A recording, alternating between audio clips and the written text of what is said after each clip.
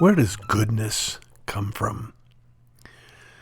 We have been taking a very brief trip into a subcategory of the Ask RC podcast. That is, we have been continuing in a series that basically asks, where did X come from? And today is the third in the series of filling in that X with Plato's great triad of virtues: truth and goodness and beauty. Today we look at goodness. Where does goodness come from? Well, the answer, you might not be surprised to know, is the same place that truth and beauty come from. These things come from the very nature of God. It's important for us, if we want to be careful thinkers, to recognize that these wonderful things, goodness, truth, and beauty, these are not standards that exist above God that he does a great job measuring up to. That beauty is a goal that God aspires to, or that goodness is a set of laws that God is in submission to. God is not sub-Lego, that is under law, but he is also not super Lego, that is above law, not a super Lego set. But super Lego would mean to be above law. I'm not arguing that God is what's the word for it? Arbitrary, that he just picks whatever he wants, and that's what's good, and it doesn't really matter. No, the reason it matters, and the way that he picks, the answer to this dilemma, is God under law or is God above law, is that God is law. God is autonomos. He is a law unto himself. He doesn't submit to a law that's above him. He's not above the law, but he acts according to his nature. And goodness is what it is because God is what God is, and what God is good.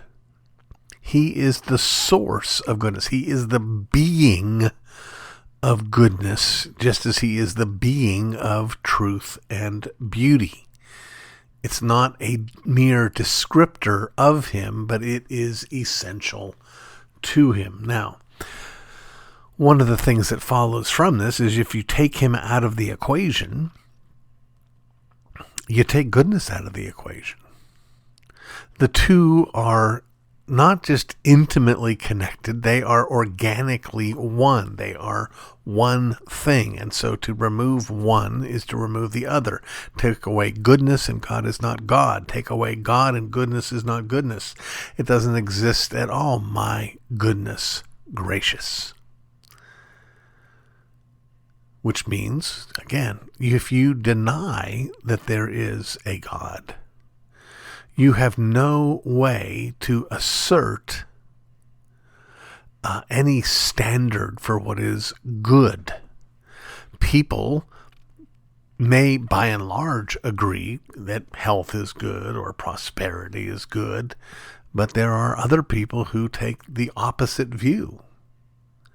And because if people are the highest order of being, and even that doesn't make any sense apart from God, to consider humans to be a higher order of being than cockroaches, humans are different. There's not one of us. There's lots of us, and we have different views. Don't believe me? Well, consider this. Some people think it's good to rape, pillage, and plunder. Some people think it's not good to do so.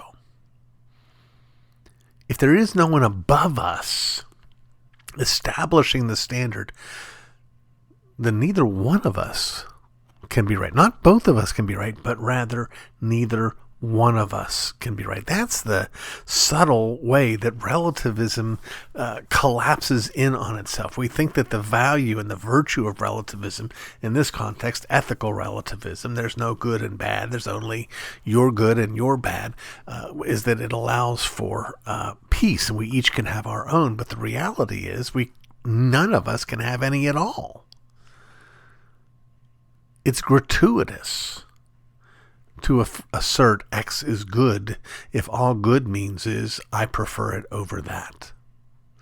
Where does goodness come from? It comes from God himself.